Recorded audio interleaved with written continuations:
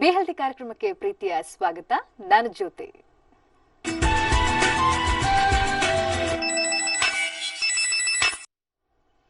ವೀಕ್ಷಕರೇ, ಇವತ್ತಿನ be healthy ಕಾರ್ಯಕ್ರಮದಲ್ಲಿ ನಮ್ಮ ಜೊತೆ ಡಾಕ್ಟರ್ ಮಂಜುನಾಥ್ ಶಾಸ್ತ್ರಿ ಅವರಿದ್ದಾರೆ. ಅವರು ಕಳೆದ 2 ವಾರದಿಂದ ಈ ಆತ್ಮ ಚಿಕಿತ್ಸೆ ಬಗ್ಗೆ ಸಾಕಷ್ಟು ಮಾಹಿತಿಯನ್ನು ಅವ್ರು ನಮ್ಗೆ ತಿಳಿಸ್ಕೊಟ್ಟಿದ್ದಾರೆ. ಸೊ ಇವತ್ತು ಅದರ ಕಂಟಿನ್ಯೂಷನ್ ಬಗ್ಗೆ ಮಾತನಾಡ್ತಾ ಇದೀವಿ. ಅಂದ್ರೆ ಕೆಲವ್ರಿಗೆ ಎಷ್ಟೋ ತರದ ಸಮಸ್ಯೆಗಳಿರುತ್ತೆ, ಆದ್ರೆ ಅದನ್ನ ಅವ್ರು ಹೇಗೆ ಅದನ್ನ ಕಂಡುಹಿಡ್ಕೋಬಹುದು ಅನ್ನೋದ್ರ ಬಗ್ಗೆ ಸಾಕಷ್ಟು ಮಾಹಿತಿನ ತಿಳಿಸ್ಕೊಡ್ತಾರೆ. ಹಾಗಾದ್ರೆ ಇನ್ನಾಗ್ತಡ ಬನ್ನಿ ಅವ್ರನ್ನ ಕಾರ್ಯಕ್ರಮಕ್ಕೆ ಸ್ವಾಗತಿಸೋಣ. ಕಾರ್ಯಕ್ರಮಕ್ಕೆ ಸ್ವಾಗತ ಡಾಕ್ಟರ್ ಮಂಜುನಾಥ್ ಶಾಸ್ತ್ರಿ ಅವರೇ. ಓಕೆ, ನಾವು ಈಗ ಕೆಲವರಿಗೆ ಎಷ್ಟೋ ಜನಕ್ಕೆ ಎಲ್ಲಾ ರೀತಿಯಾದಂತಹ ಸಮಸ್ಯೆಗಳಿರುತ್ತೆ, ಬಟ್ ಆ ಸಮಸ್ಯೆಗಳನ್ನ ಅವರು ಅದನ್ನ ಹೇಗೆ ಕಂಡುಹಿಡ್ಕೊಳ್ಳೋದು, ಕೆಲವರಿಗೆ ಗೊತ್ತಿಲ್ಲದಿರಂತಹ ಸಮಸ್ಯೆಗಳು ಅವ್ರಿಗೆ ಗೊತ್ತಿರೋದಿಲ್ಲ ನಾವು ಈ ಸಮಸ್ಯೆಯಿಂದ ಬಳಲ್ತಾ ಇದೀವಿ ಅನ್ನುವಂಥದ್ದು. ಸೊ ಅದ್ರ ಬಗ್ಗೆ ಮಾತನಾಡೋದಕ್ಕಿಂತ ಮುಂಚೆ ನಾವು ಬ್ಯೂಟಿಷಿಯನ್ ಬಗ್ಗೆ ಮಾತಾಡೋಣ. ಕೆಲವರಿಗೆ ಸ್ಕಿನ್ ಚೇಂಜಸ್ ಆಗ್ತಾ ಇರುತ್ತೆ, ಅಂದ್ರೆ ಪ್ಯಾಚಸ್ ಬರುತ್ತೆ. ಸೊ ಅದು ಬರೋದಕ್ಕೆ ಕಾರಣ ಏನು ಅಂತ ನೀವು ಹೇಳ್ತೀರಾ?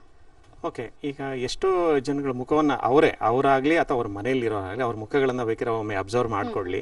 ಮೊದಲೆಲ್ಲ ತುಂಬ ಚೆನ್ನಾಗಿರ್ತಾರೆ, ಅವ್ರ ಮುಖದಲ್ಲಿ ಯಾವುದೇ ರೀತಿಯಾದ ಡಾರ್ಕ್ನೆಸ್ ಇರಲ್ಲ, ಕಪ್ಪಾಗ್ತಾ ಇರಲ್ಲ, ಸಹಜ ಕಲರ್ನಲ್ಲಿ ಇರ್ತಾರೆ. ಆಮೇಲೆ ಕೆಲವೊಂದು ಟೈಮು ರಿಂಕಲ್ಸ್ ಆಗಲಿ, ಸ್ವಲ್ಪ ಕಪ್ ಪ್ಯಾಚ್ಗಳಾಗಲಿ, ಮೂಗ್ ಮೇಲೆ, ಕೆನ್ನೆ ಮೇಲೆ, ಈ ಕಣ್ಣುಗಳ ಹತ್ರ, ಹಣೆಗಳ ಮೇಲ್ಗಡೆಗೆ ಕಪ್ಪು ಕಲರ್ ಪ್ಯಾಚಸ್ಗಳು ಬರ್ತಾ ಇರುತ್ತೆ.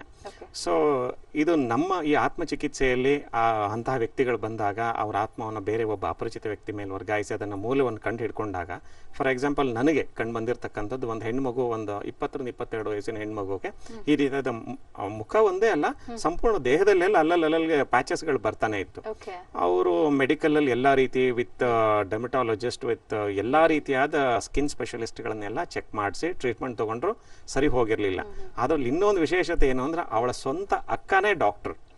ಸೊ ಎಲ್ಲಾ ಮ್ಯಾಕ್ಸಿಮಮ್ ಪ್ರಯತ್ನಗಳನ್ನು ನಡೆಸಿದ್ರು, ಆಗದೆ ಇದ್ದಾಗ ನನ್ನಲ್ಲಿ ಈ ಒಂದು ಆತ್ಮಚಿಕಿತ್ಸೆಗೆ ಬಂದಾಗ ನಮಗಲ್ಲಿ ಕಂಡು ಬಂದಿದ್ದೇನು ಅಂದ್ರೆ, ಒಂದು ಹೆಣ್ಣಿನ ಆತ್ಮ, ಒಬ್ಬ ಬದುಕದಾಗ ಒಂದು ಹೆಣ್ಣು ತಾನು ಬೆಂಕಿಯಲ್ಲಿ ಸುಟ್ಟು ಸತ್ತಿದ್ಲು.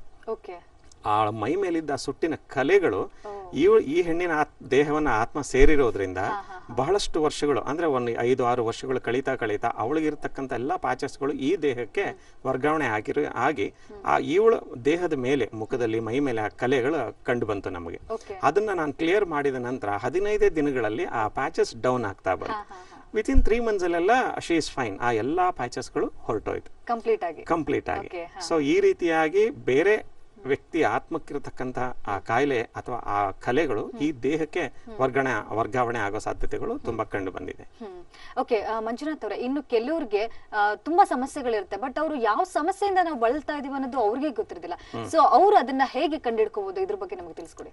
ಖಂಡಿತ. ಈಗ ನಾವು ಸ್ಕಿನ್ ಬಗ್ಗೆ ಹೇಳಿದ್ವಿ. ಯಾರ ಮುಖ ಮೊದ್ಲಿನಕ್ಕಿಂತ ಕಪ್ಪ ಆಗ್ತಾ ಬರ್ತಾ ಇರುತ್ತೋ ಅಥವಾ ಈ ರೀತಿ ಪ್ಯಾಚಸ್ ಬರ್ತಾ ಇದ್ರೆ, ಯಾವುದೇ ರೀತಿಯಾದ ರೆಮಿಡಿ ವರ್ಕ್ ಆಗಿಲ್ಲ ಅಂದಾಗ ಅವ್ರು ಖಂಡಿತವಾಗೂ ಈ ಆತ್ಮಚಿಕಿತ್ಸೆಗೆ ಮೂಲಕ ಅದನ್ನ ಮೂಲವನ್ನು ತಿಳ್ಕೊಂಡು ಸರಿಪಡಿಸ್ಕೋಬಹುದು. ಎರಡನೇ ಸಮಸ್ಯೆ ನಾವು ಹೇಳ್ತಾ ಹೋದ್ರೆ, ಕೆಲವೊಬ್ರು ಊಟದಲ್ಲಿ ಬಹಳಷ್ಟು ಸಮಸ್ಯೆ ಆಗ್ತಿರತ್ತೆ. ದಿನೇ ಅವರು ತಮ್ಮ ವೆಯ್ಟ್ ಅನ್ನ ಕಳ್ಕೊಳ್ತಾ ಇರ್ತಾರೆ, ತೆಳ್ಳಗಾಗ್ತಾ ಬರ್ತಿರ್ತಾರೆ, ಲೀನ್ ಆಗ್ತಿರ್ತಾರೆ. ಸ್ವಲ್ಪ ಊಟ ಮಾಡಿದ್ರೆ ಸಾಕು ಅವ್ರಿಗೆ ಒಂಥರ ಹೊಟ್ಟೆ ಉಬ್ಬರಿಸ್ಲಿಕ್ಕೆ ಶುರು ಆಗಿ ಹೋಗ್ಬಿಡುತ್ತೆ. ಊಟ ಕಂಡ್ರೇನೆ ಒಂಥರ ಅಸಹ್ಯ ಭಾವನೆ ಬರ್ತಿರತ್ತೆ, ಊಟ ಮಾಡಬೇಕು ಅಂತಾನೆ ಅನ್ಸಲ್ಲ. ಸೊ ಸ್ವಲ್ಪ ತಿನ್ನೋದು ಕೂಡ ಅದು ಜೀರ್ಣ ಆಗೋದಿಲ್ಲ ಅವರಿಗೆ.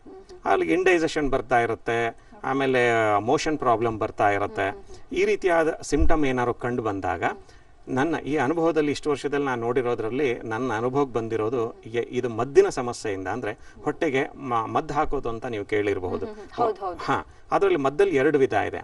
ಒಂದು ಆಯುರ್ವೇದ, ಈ ಗಿಡಮೂಲಿಕೆಗಳಲ್ಲಿ ಹಾಕ್ತಾರೆ ಹೊಟ್ಟೆಗೆ. ಒಂದು ಸಣ್ಣ ಸಾಸಿವೆ ಕಾಳಿನಷ್ಟು ಹಾಕಿದ್ರು ಸಾಕು, over A period of time ಅಲ್ಲಿ ದಿನ ಕಳೆದ ಹಾಗೆ ಅದು ವಿಷ ಹೆಚ್ಚಾಗ್ತಾ ಈ ರೀತಿಯಾಗಿ ಊಟ ಸೇರದೆ ಇರೋದು, ಆಮೇಲೆ ಆಕ್ಟಿವಿಟೀಸ್ ಅಲ್ಲಿ ಸ್ಲೋ ಡೌನ್ ಆಗೋದು, ಆಮೇಲೆ ಮಂಕ್ ಕವಿಯೋದು, ಆ ಆಕ್ಟಿವಿಟಿ ಲವಲವಿಕೆತನ ಹೊರಟೋಗುತ್ತೆ, ಮುಖದಲ್ಲಿ ಚಾರ್ಮ್ ಹೊರಟೋಗುತ್ತೆ, ಮುಖದಲ್ಲಿ ಕಪ್ಪು ಕವಿಯುತ್ತೆ, ಆಮೇಲೆ ವೆಯ್ಟ್ ದಿನೇ ಇಳಿತಾ ಬರ್ತಾರೆ, ಸುಸ್ತು, ಆಯಾಸ, ನರ್ವ್ ಸಿಸ್ಟಮ್ ವೀಕ್ನೆಸ್ ಕಂಡು ಬರ್ತಾ ಹೋಗುತ್ತೆ. ಈ ರೀತಿಯಾದ ಸಮಸ್ಯೆಗಳು ಏನಾದ್ರು ಅವರಲ್ಲಿ ಕಂಡು ಬಂದಾಗ ಅವರು ಈ ಮೆಡಿಕಲ್ ರಿಲೇಟೆಡ್ ಅಲ್ಲಿ ಎಲ್ಲಾ ರೀತಿಯಲ್ಲಿಯೂ ಪ್ರಯತ್ನ ಮಾಡಿ ಎಲ್ಲೂ ಫಲಕಾರಿ ಕಂಡಿಲ್ಲ ಅಂದಾಗ ಖಂಡಿತವಾಗಿಯೂ ನಾ ಹೇಳ್ತೇನೆ, ಈ ಆತ್ಮಚಿಕಿತ್ಸೆಯಲ್ಲಿ ಅವರಿಗೆ ಅದಕ್ಕೆ ಪರಿಹಾರ ಕಂಡೇ ಕಾಣ.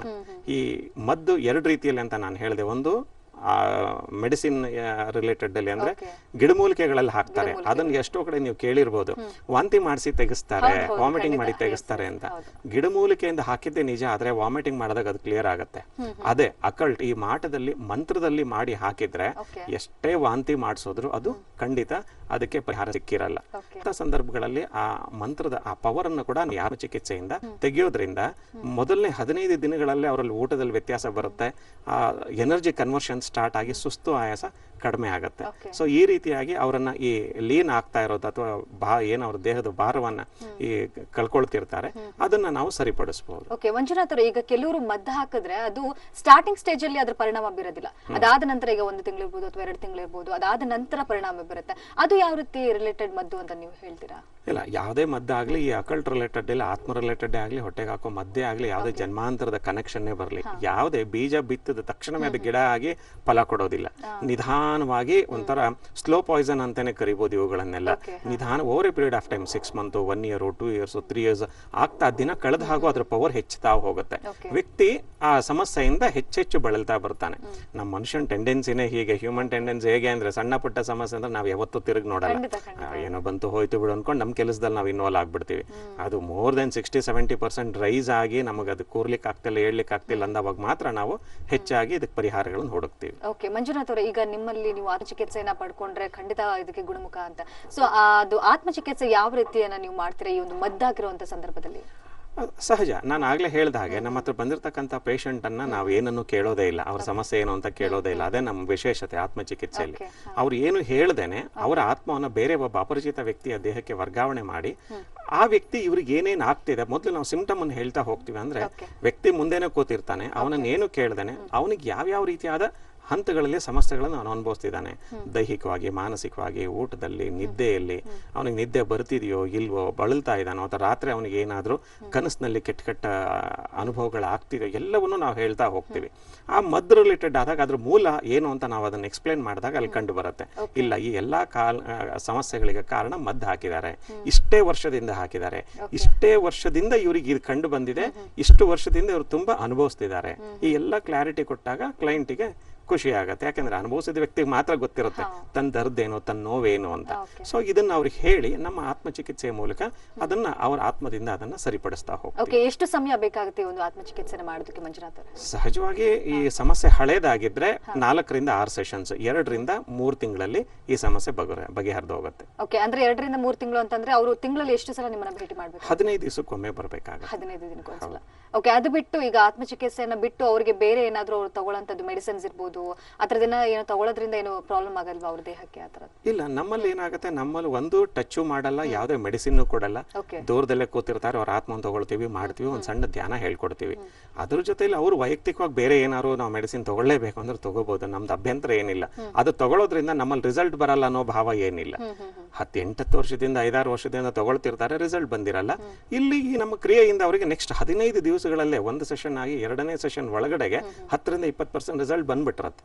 ಅವ್ರಿಗೆ ಖುಷಿ ಆಗೇ ಆಗತ್ತೆ. ಓಕೆ ಮಂಜುನಾಥ್ ಅವರೇ, ಇದ್ರ ಬಗ್ಗೆ ಮತ್ತಷ್ಟು ಮಾತಾಡೋಣ. ವೀಕ್ಷಕರೀಗ ಬಿ ಹೆಲ್ದಿ ಕಾರ್ಯಕ್ರಮದಲ್ಲಿ ಪುಟ್ಟ ವಿರಾಮ.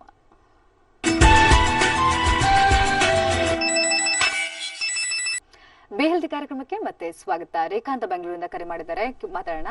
ನಮಸ್ತೆ ರೇಖಾ. ಬಹುಶಃ ಕರೆ ಕಟ್ ಆಗಿದೆ ಅವ್ರದ್ದು. ಓಕೆ, ಇನ್ನು ಸರ್ ನಿಮ್ಮಲ್ಲಿ ಯಾವ ರೀತಿ ಟ್ರೀಟ್ಮೆಂಟ್ಸ್ಗಳನ್ನೆಲ್ಲ ಯಾವ ರೀತಿ ಕೊಡ್ತೀರಾ? ಈಗ ತುಂಬಾ ದೂರದಿಂದ ಬರೋದಕ್ಕೆ ಆಗೋದಿಲ್ಲ, ಸೊ ಅವ್ರಿಗೆ ಯಾವ ರೀತಿ ಟ್ರೀಟ್ಮೆಂಟ್ ಮಾಡ್ತೀರಾ ನೀವು? ನೇರವಾಗಿ ನೀವೇ ಟ್ರೀಟ್ ಮಾಡ್ತೀರಾ ಅಥವಾ ನಿಮ್ಮ ಅಸಿಸ್ಟೆಂಟ್ ಅವ್ರು ಟ್ರೀಟ್ ಮಾಡ್ತಾರಾ? ಓಕೆ, ಹಾಗೆ ಅಂದ್ರೆ ನಮ್ಮಲ್ಲಿಗೆ ಬಂದಾಗ ನಾವು ಯಾವುದೇ ಅಸಿಸ್ಟೆಂಟ್ ಟ್ರೀಟ್ಮೆಂಟ್ ಅನ್ನ ಕೊಡಲ್ಲ. ಪ್ರತಿಯೊಬ್ಬ ಪೇಷಂಟ್ ಅನ್ನು ನಾನು ಖುದ್ದಾಗಿ ನಾನೇ ಟ್ರೀಟ್ ಮಾಡೋವಂಥದ್ದು. ಓಕೆ ಸರ್, ಮಂಜುನಾಥ್ ಅವರ, ಈಗ ನಾವು ಕಳೆದ ಸಂಚಿಕೆಯಲ್ಲಿ ನಾವು ಭಾನು ಬೇಗಂ ಅವ್ರನ್ನ ಯಾವ ರೀತಿ ನೀವು ಆತ್ಮಚಿಕಿತ್ಸೆನ ಮಾಡಿದ್ರಿ, ಅವ್ರ ಸಮಸ್ಯೆಗಳು ಏನಿತ್ತು ಅನ್ನೋದನ್ನ ನಾವು ನೋಡಿದ್ವಿ. ಸೊ ಈ ವಾರ ನೀವು ಯಾರಿಗೆ ಚಿಕಿತ್ಸೆನ ನೀಡಿದ್ರೆ ಆತ್ಮಚಿಕಿತ್ಸೆ? ಓಕೆ, ಈ ವಾರ ಮಮತಾ ಅನ್ನೋ ಒಂದು ಗೃಹಿಣಿಗೆ ಚಿಕಿತ್ಸೆಯನ್ನು ನೀಡಿದ್ದೇವೆ. ಅದ್ರದ್ದು ವಿಡಿಯೋನ ನಾನೀಗ ಪ್ಲೇ ಮಾಡೋದಕ್ಕೆ ಇಷ್ಟ. ಓಕೆ, ನೋಡ್ಕೊಂಬರೋಣ. ಮಮತಾ ಅವರೇ, ನಿಮ್ಮ ಬಗ್ಗೆ ಆಗಲಿ, ನಿಮ್ಮ ಸಮಸ್ಯೆ ಬಗ್ಗೆ ಆಗಲಿ ಇವ್ರಿಗೆ ಏನಾದರೂ ಗೊತ್ತಿದೆಯಾ? ಇಲ್ಲ sir. Okay, relax, fully relax. ಮನಸ್ಸಿನ ಕಣ್ಣಿಂದ ಕಾಲಿಂದ ಅದರ ತನಕ ನೋಡು. Count down start. 10, 9, 8, 7, 6, 5, 4, 3, 2. ನಮ್ಮ ಜೊತೆಲಿರ್ತಕ್ಕಂಥ ಮಮತಾ ಆತ್ಮರೇ ಸೇರಿಸಲಿ. ನೋಡು, ಕಂಪ್ಲೀಟಾಗಿ ಅವ್ರ ಲೈಫನ್ನು ಅನುಭವಿಸಿ ನೋಡು. ಮಮತಾ ಅವರು ದೈಹಿಕವಾಗೂ ಮಾನಸಿಕವಾಗೂ ತುಂಬಾ ಬೆಂದೋಗಿದ್ದಾರೆ ಅಂತಾನೆ ಹೇಳ್ಬೋದು. ಮಾನಸಿಕವಾಗಿ ಇವ್ರಿಗೆ ಯಾವಾಗ್ಲೂ ಯಾರೋ ಕಿವಿಲಿ ಮಾತಾಡ್ದಂಗಾಗತ್ತೆ, ಏನೋ ಹೇಳ್ದಂಗಾಗತ್ತೆ, ಕಿವಿಯಲ್ಲಿ ಮಾತು ಕೇಳತ್ತೆ. ಹೌದು ಸರ್, ಕರ್ದಂಗಾಗತ್ತೆ ಅವ್ರಿಗೆ. ಸತ್ಯ. ಇವ್ರಿಗೆ ಮುಖ್ಯವಾಗಿ ಇನ್ನೊಂದು ಏನಾಗಿದೆ, ಓಡಾಡೋದು, ನಿದ್ದೆಗೆ ಓಡಾಡ್ತಾರೆ. ಸಾಂಸಾರಿಕವಾಗಿ ಸುಖ ತುಂಬಾನೇ ಕಷ್ಟ ತುಂಬಾ ಅನುಭವಿಸಿದ್ದಾರೆ ಸುಖಕ್ಕೆ. ಹೌದು ಸರ್. ಇವ್ರಿಗೆ ಮಕ್ಕಳದು ಸಮಸ್ಯೆ ತುಂಬಾ ಇದೆ. ಅಂದ್ರೆ ಮಕ್ಕಳ ಆಗಿದೆಯಾ ಆಗಿಲ್ಲ ಅಂತನಾ? ಆಗಿಲ್ಲ. ಓಕೆ, ಹೌದಾ? ಹೌದು ಸರ್.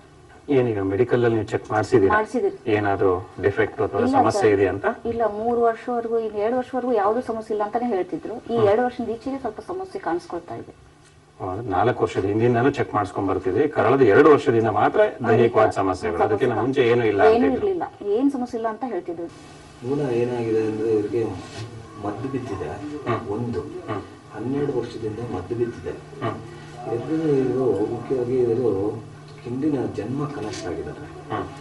ಅದೇ ಈ ಮೂಲಕ್ಕೆ ತುಂಬಾ ಇವರಿಗೆ ತೊಳಲಾಟಕ್ಕೆ ಕಾರಣ ಅದೇ. ಹಿಂದಿನ ಪಾಸ್ಟ್ ಲೈಫ್ ಕನೆಕ್ಟ್ ಆಗಿದೆ. ಹೌದು, ಹಿಂದಿನ ಜನ್ಮದಲ್ಲಿ ಗಂಡ ಹುಟ್ಟಿದ್ರಿಂದ ತುಂಬಾ ಮೋಸ ಮಾಡಿದ್ದಾರೆ. ಎಷ್ಟೋ ಜನ ಹೆಣ್ಮಕ್ಳು ಬಾಳೆ ಹಾಳು ಮಾಡಿಬಿಟ್ಟಿದ್ದಾರೆ. ಅವರ ಶಾಪ ಎಷ್ಟು ಮಟ್ಟಿಗಿದೆ ಅಂದ್ರೆ ಇನ್ ಯಾವ ಜನ್ಮದಲ್ಲೂ ಇವರಿಗೆ ಪುತ್ರ ಸಂತಾನ ಆಗ್ಬಾರ್ದು, ಲಭ್ಯ ಆಗ್ಬಾರ್ದು ಅನ್ನೋ ಶಾಪ ಇವ್ರಿಗೆ ಈ ಜನ್ಮದಲ್ಲಿ ದಾಟ್ತಾ ಇದೆ. ಯಾಕಂದ್ರೆ ಎಲ್ಲ ವಂಶ ಬೆಳಿಬಾರ್ದು ಅನ್ನೋಂತ ಒಂದು ಮನಸ್ಥಿತಿನೇ ತುಂಬಾ ಶಾಪ ಹಾಕಿರೋದ್ರಿಂದ ಹೊಟ್ಟೆಲಿ ಯಾವಾಗ್ಲೂ ಹಿಂಸೆ ಅವ್ರಿಗೆ ಕಾಡ್ತಾನೆ ಇರುತ್ತೆ. ಚಾನ್ಸ್ ಇದೆಯಾ ಮದ್ದೇನಾದ್ರು? ಮದ್ದು ಬಿದ್ದಾದ್ಮೇಲೆ ಇನ್ನೂ ಜಾಸ್ತಿನೇ ಆಗಿದೆ. ಮದ್ದು ಬಿದ್ದು ಎಷ್ಟು ವರ್ಷ ಆಯ್ತು ಈಗ?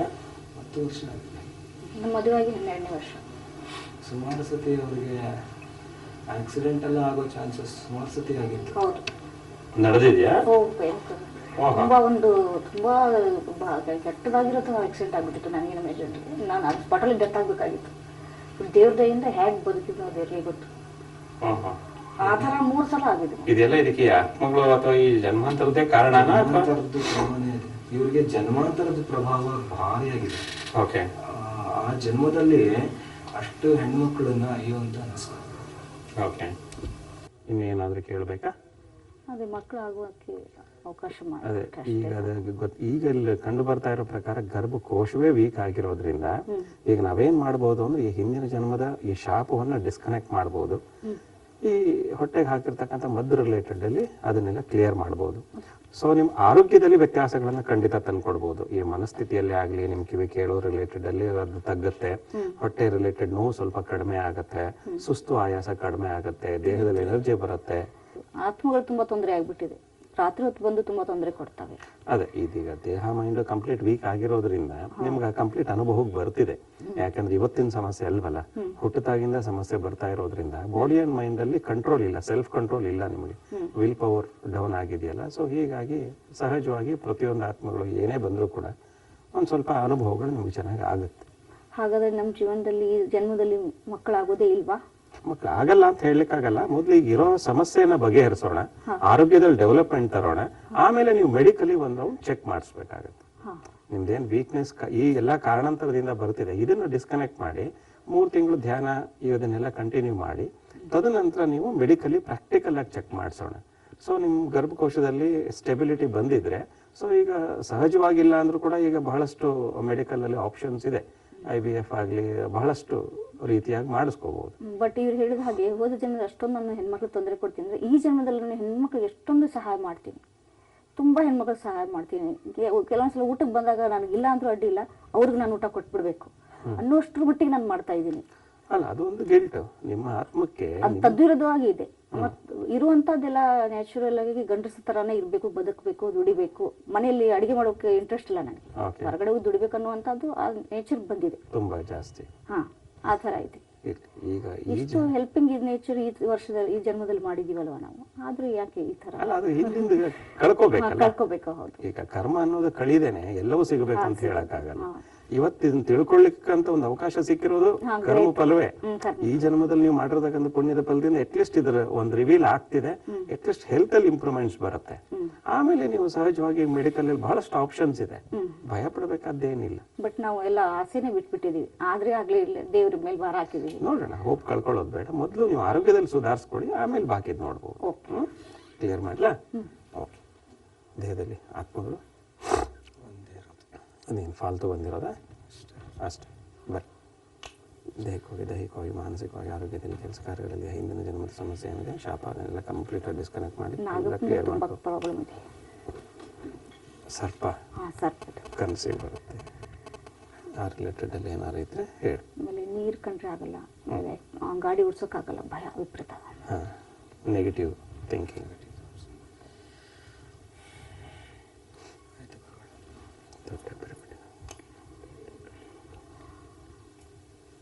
ಹೋಗ್ತಾ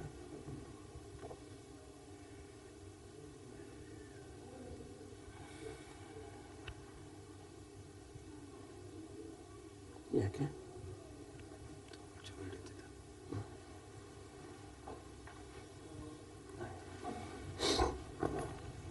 ಮಮತಾ ಆರೋಗ್ಯವಾಗಿದ್ದಾರೆ, ಆನಂದವಾಗಿದ್ದಾರೆ, ಚೈತನ್ಯಪೂರ್ವಕವಾಗಿದ್ದಾರೆ. ಇವರ ಆತ್ಮದ ಹ್ಯಾಬಿಟ್ ಯೋಜನೆ ಸೇರಿಕೊಳ್ಳಿ. ಕೈಗಳನ್ನು ಹಚ್ಕೋತ ಶಾಖವನ್ನು ಕಣ್ಣೆ ಕೊಟ್ಕೊಳ್ತಾ ನಿಧಾನವಾಗಿ ಪ್ರೀತಿಯಿಂದ ಹೊರಗಡೆ. ಈಗ ನಿಮ್ಮ ಬಗ್ಗೆ ಅವ್ರು ಹೇಳಿದ್ದೆಲ್ಲ ನಿಜಾನಾ? ಹೌದು ಸರ್. ಓಕೆ. ಇರೋದು ಈಗ ನಿಮ್ಮ ದೇಹದಲ್ಲಿ ಆತ್ಮನು ಕ್ಲಿಯರ್ ಆಗಿದೆ, ಹೊಟ್ಟೆಗೆ ಹಾಕಿರೋ ಮದ್ದು ಕೂಡ ಒಂದು ಲೆವೆಲಲ್ಲಿ ಇಳಿದಿದೆ, ಆಮೇಲೆ ಆ ಹಿಂದಿನ ಜನ್ಮದ ಶಾಪನೂ ಕೂಡ ಡಿಸ್ಕನೆಕ್ಟ್ ಆಗಿದೆ. ಸೊ ಇವತ್ತಿನ 15 ದಿವಸದಲ್ಲಿ ಒಂದು 5-10% ವ್ಯತ್ಯಾಸ ಕಂಡು ಬರುತ್ತೆ. ಆದ್ರೆ ತುಂಬಾ ಹಳೆ ಸಮಸ್ಯೆ ಆಗಿರೋದ್ರಿಂದ ಸ್ವಲ್ಪ ಕಾಲಾವಕಾಶ ಜಾಸ್ತಿನೇ ಬೇಕಾಗುತ್ತೆ.